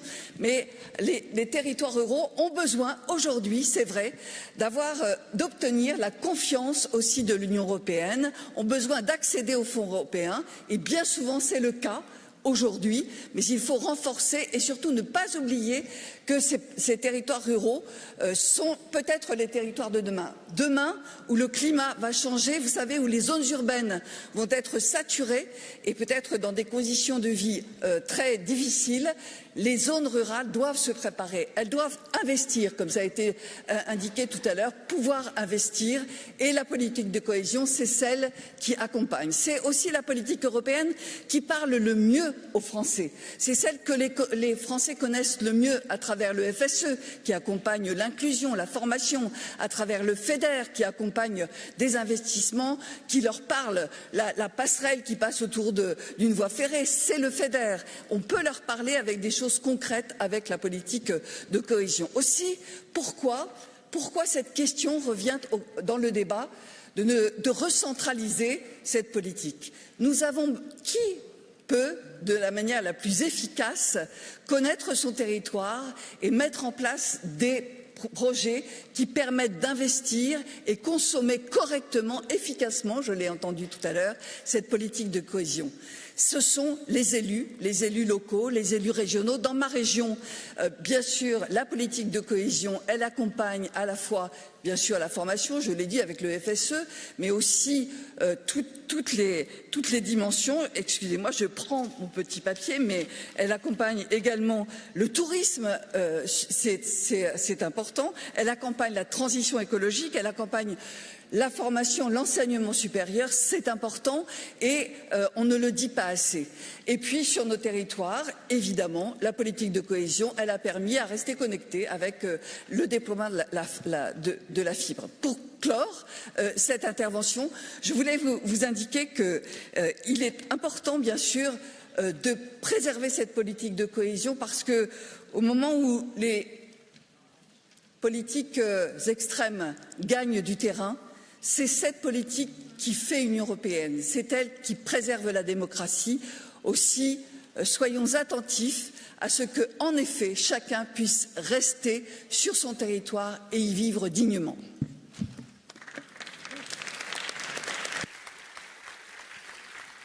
Thank you very much. I'd like now to give the floor to Ms. Caroline Duane. She's the councillor for the Laois County Council. Thank you very much. Madam President and members of the regions, thank you. We all travelled here today based on our right as Europeans to free movement.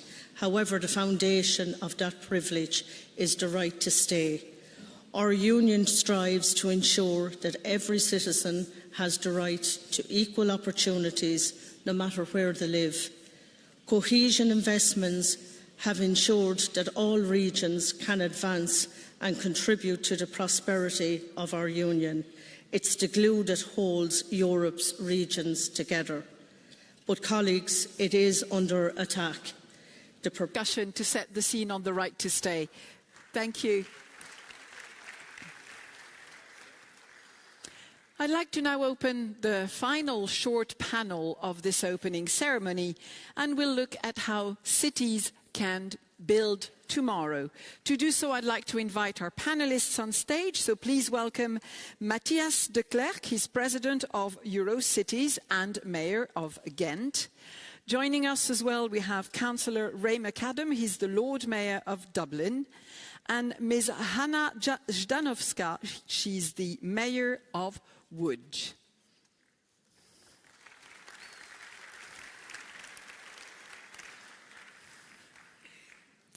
Mr. de Klerk, I'm going to invite you to set the scene for this discussion before we continue.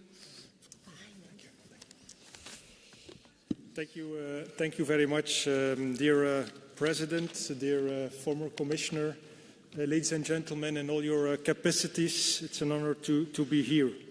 Ladies and gentlemen, if you want to understand the future of Europe, our common Europe, look at the places where people work together in our cities, our towns, our regions.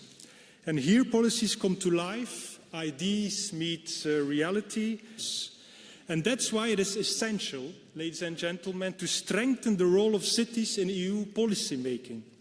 City leaders must have a seat at the European table to ensure that local voices are heard and truly involved in shaping Europe's future. And in that regard, I'm looking forward to the upcoming EU policy agenda for cities later this year. It's a step in the right direction, recognizing cities not just as implementers, but as strategic partners in shaping Europe's future. And I'm grateful to Commissioner Fitto for his openness and genuine commitment to listening to the voices of cities. But, dear audience, let me be clear.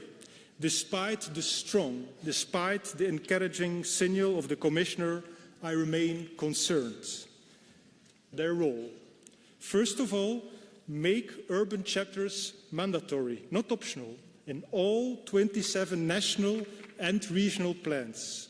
Access to EU funding for cities must not depend on national governments. Secondly, earmark at least 15% for cities, enabling to deliver on European priorities. Thirdly, guarantee genuine partnership with local governments. Citizen participation must be at the heart of our policies. Dear colleagues, we all want our cities to be prosperous, environmentally friendly, inclusive and livable. But none of this is possible with a stable democracy. If your city is under attack, with bombs falling, you cannot build prosperity.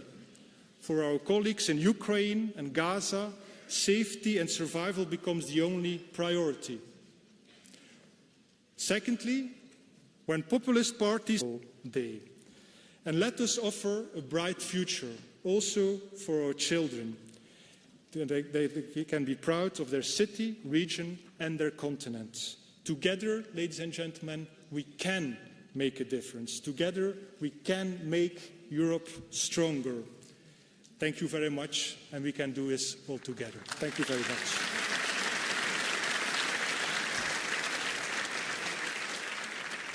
Thank you, Mr. de Klerk. Lord Mayor, would you like maybe to react to this and share some of your experience on cities building the future? Thank you very much, President Fitto. Colleagues, friends, we gather in Brussels today to talk about tomorrow, but our task is to deliver together now. As Lord Mayor of Dublin, my focus is clear and simple, built on 3 pillars: a living city, an active city, an engaged city. 3 pillars, 1 purpose: more front doors, safer streets, fuller lives together. The great Irish poet, Vacancy Head On. A public vacancy and dereliction map will track sites, interventions and outcomes, because the greenest home is the one we bring back to use. And where it's right, we'll use compulsory purchase orders, modest grants and streamlined consents to reopen hundreds of doors in the core.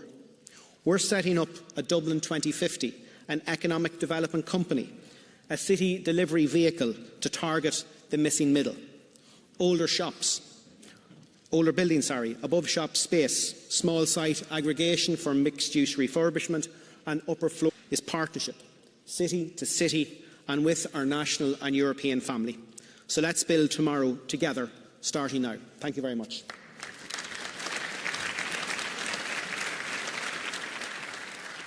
Ms. Stanowska, please, what's your experience in Łódź?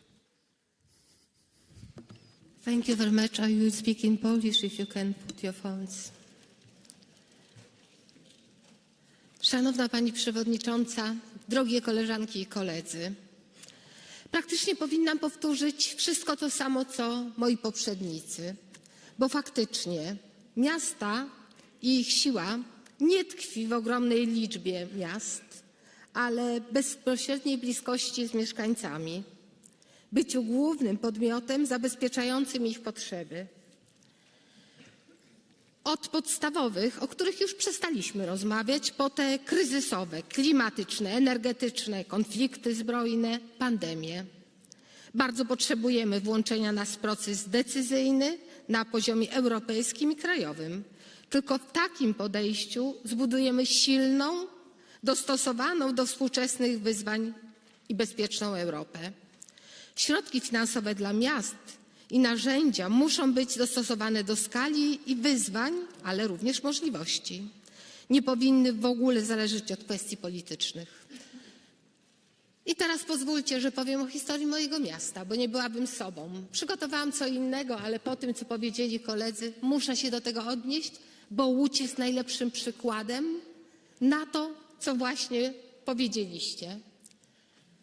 15 lat temu, kiedy zostawałam prezydentem Łodzi, miałam tak zwany Dream Team. To byli najbardziej wpływowi ludzie, którzy osiągnęli sukces na miarę międzynarodową, biznesmeni, politycy, ministrowie.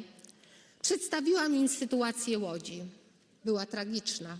Jeden z ministrów powiedział, wstając, to szanowni państwo, kto ostatni gasi światło? W takiej kondycji objęłam miasto. Miasto poprzemysłowe, miasto przepiękne u zarania, kiedy powstawało przeszło 200 lat temu, miasto zniszczone.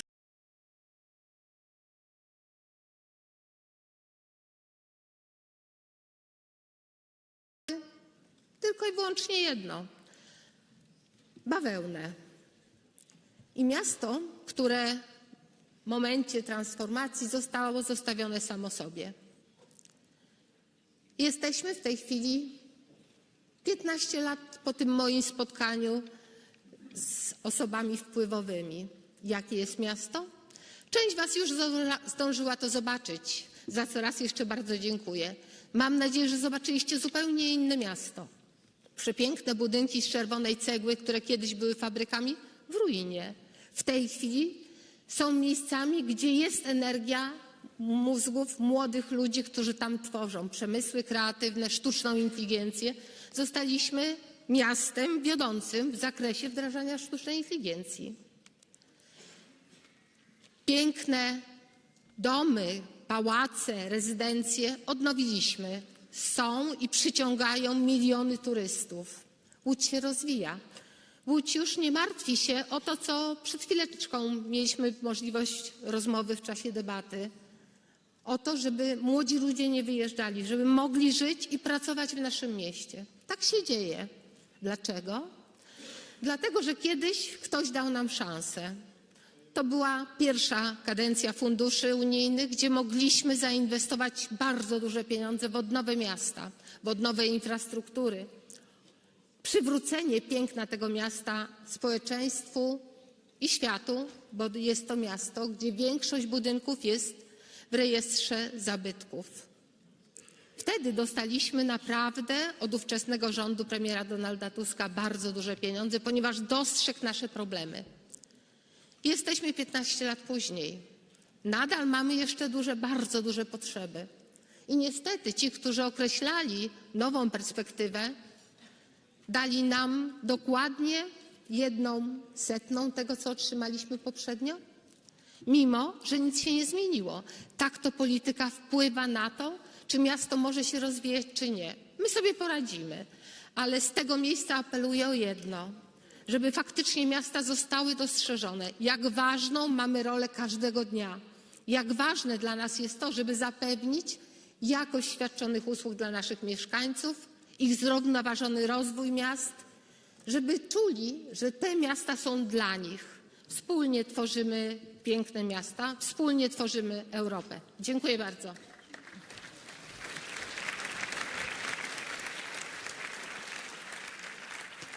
Thank you.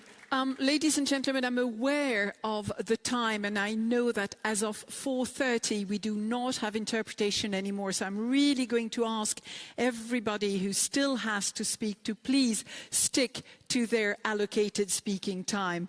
And I'm happy now to welcome more reactions from the floor. So please welcome Ms. María José García Pelayo. She's the mayor of Jerez de la Frontera. Señoras y señores, es un honor participar en esta sesión no solamente como alcaldesa de Jerez de la Frontera, sino también como presidenta de la Federación Española de Municipios y Provincias. Por lo tanto, intervengo en nombre de los 8.132 ayuntamientos que integran el país que represento, que es España, y también las diputaciones, cabildos y consels. Han pasado más de 20 años desde la primera semana de las regiones y ciudades. Hace 20 años el lema era Regiones por el cambio. Hoy el lema es Construyendo el futuro de Europa desde el territorio. Esa diferencia no es solamente semántica, es una diferencia política y también existencial. Europa ya no puede limitarse solamente a gestionar el cambio.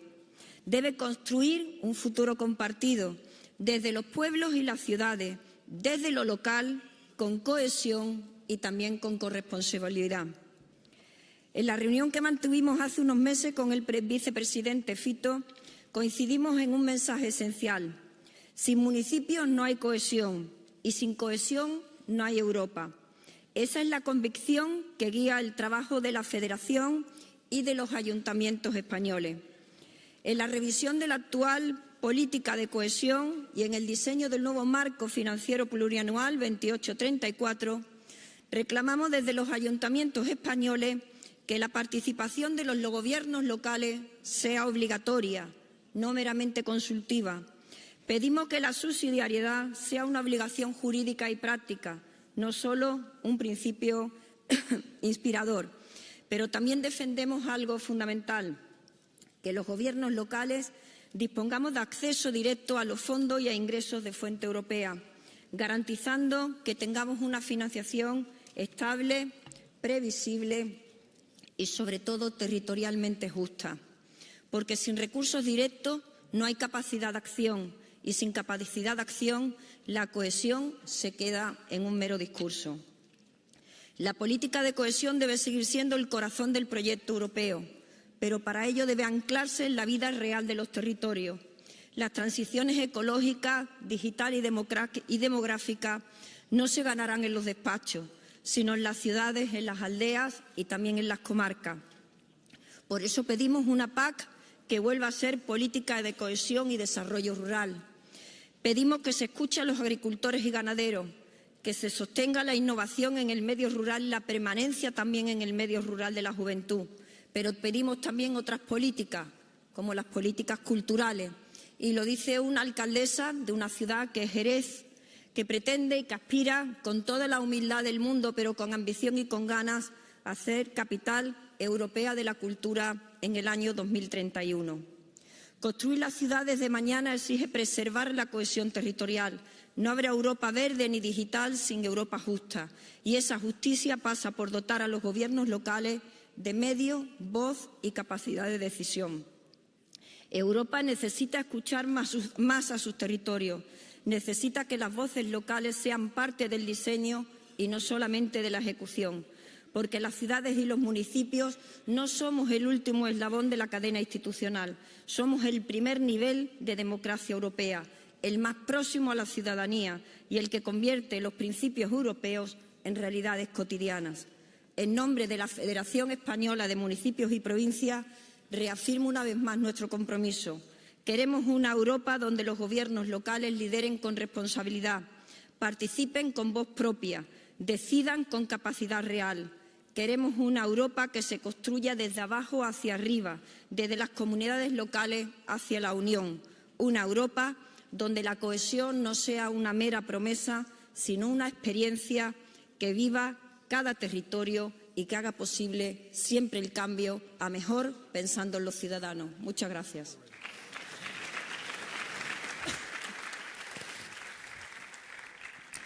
So I'm now happy to welcome the mayor of the municipality of Skopje Loka. Please welcome Tine Radinja. Thank you. Dear colleagues, respected guests, good afternoon.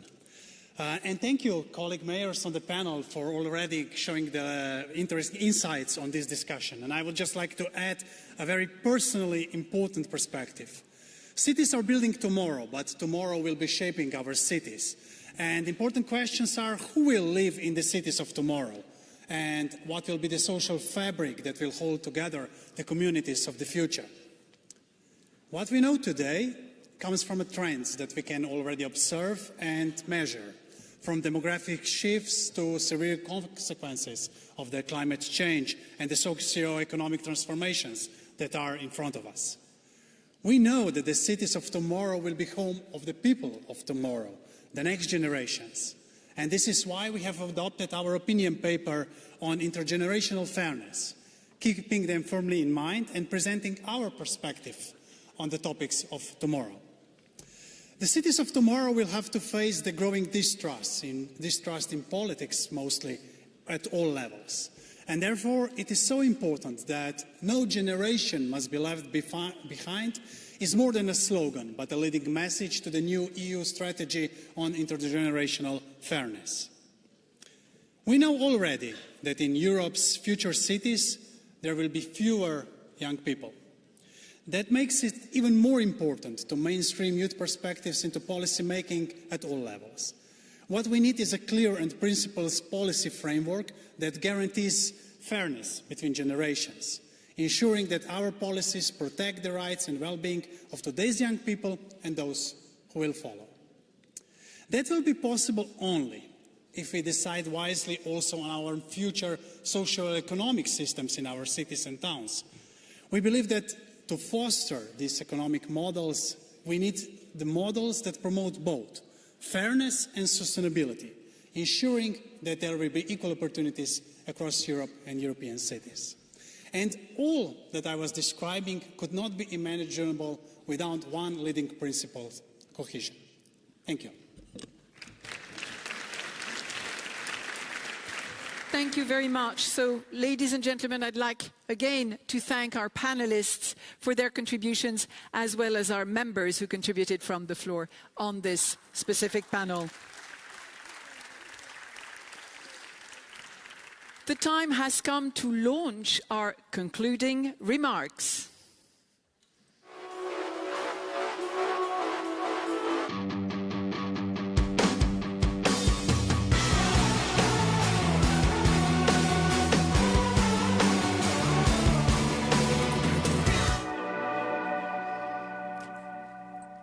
And to deliver those concluding remarks, it's my pleasure to welcome the presidents of the 6 political groups of the European Committee of Regions.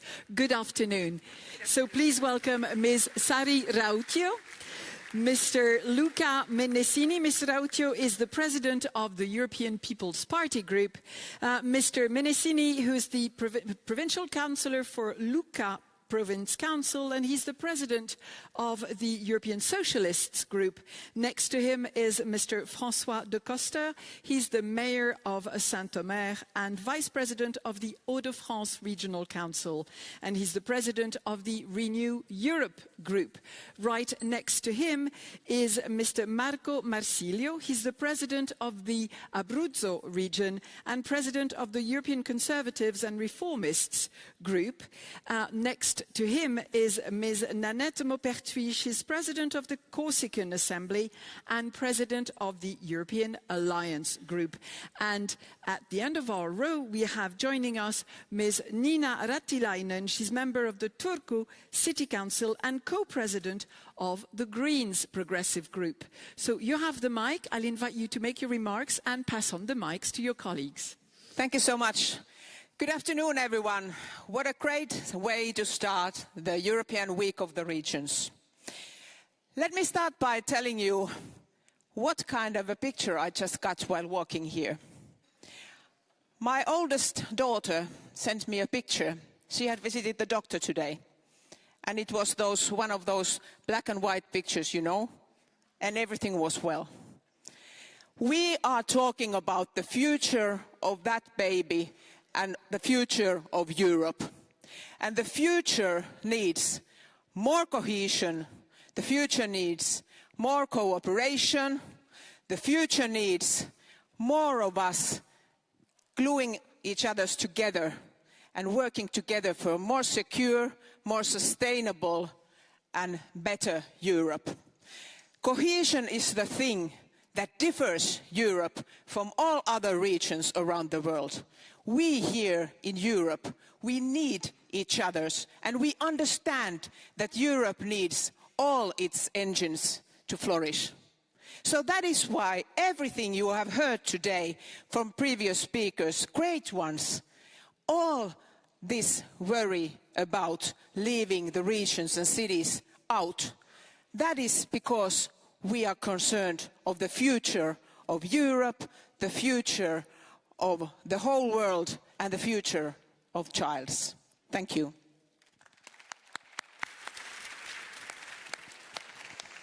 Thank you very much, Madam President, dear guests. Let me continue saying in my language, in Italian. Grazie per il dibattito che è stato sviluppato qua oggi, un dibattito che mette al centro le autorità locali e le autorità regionali e il potenziale che queste hanno per il futuro dell'Europa.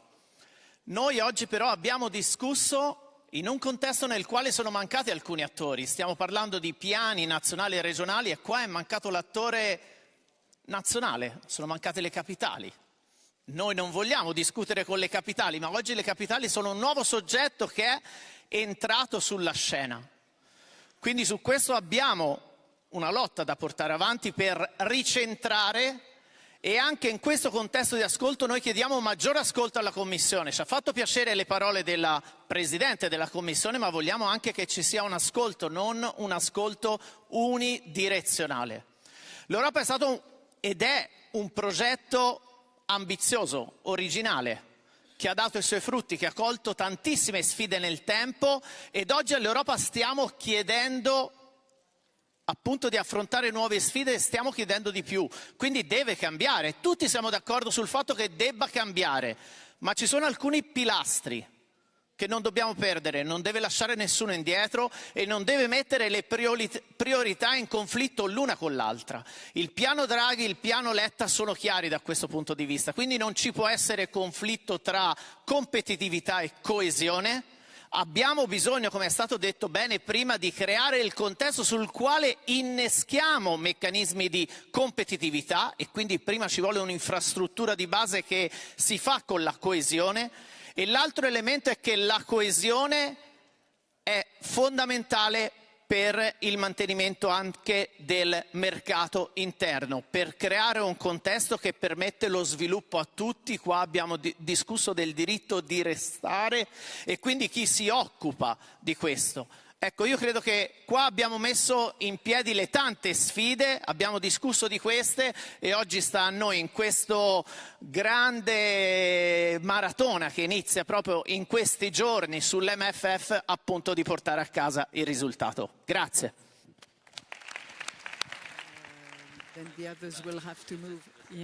Because I think the richness of the European culture is the diversity of its languages, I will speak in French. Mesdames et messieurs, il va falloir plus que des mots. Oui, je suis d'accord avec la présidente de la Commission européenne. L'Europe ne se fait pas ici, à Bruxelles. Oui, je suis d'accord avec la présidente du Parlement européen. Nous sommes, nous, les régions, les villes, la colonne vertébrale de notre démocratie. Oui, mais il va falloir plus que des mots. Parce que je viens d'une région, les Hauts-de-France, qui a tellement pu se transformer de manière phénoménale peut-être dans une transition écologique que les fonds européens ont accompagné. Parce que je suis le maire d'une commune où cette idée des conseillers locaux Union européenne a émergé il y a déjà quelques années pour faire un réseau dont vous êtes nombreux ici à être les membres actifs. Eh bien, je sais que nous partageons quelque chose, une conviction profonde. Nous sommes les élus pour lesquels le chemin entre l'annonce de la politique publique et sa mise en œuvre est le plus court. Et pour reprendre les mots du président de ma région, nous sommes à portée d'engueulade. Et c'est la raison pour laquelle je le dis ici. Il faudra plus que des mots.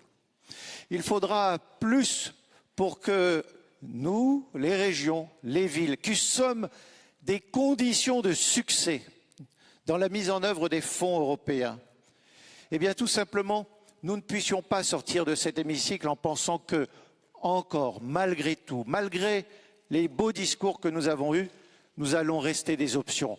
Non, la place des régions et des villes dans la mise en place de la politique de cohésion n'est pas une option et nous sommes ici rassemblés pour le dire pendant la semaine des villes et des régions d'Europe.